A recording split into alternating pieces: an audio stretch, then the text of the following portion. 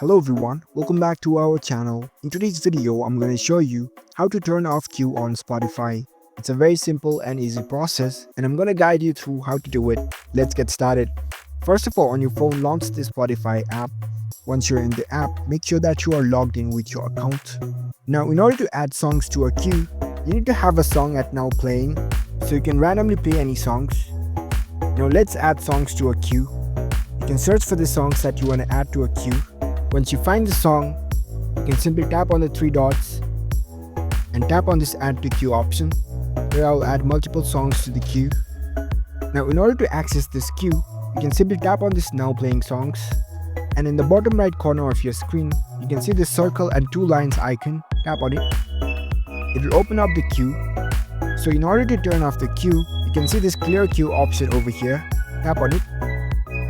Now the queue is cleared and it is turned off. So that's it. That's a very easy process to turn off queue on Spotify. If you found this video helpful, don't forget to give this video a thumbs up and subscribe to our channel for more tech tips. Thank you for watching.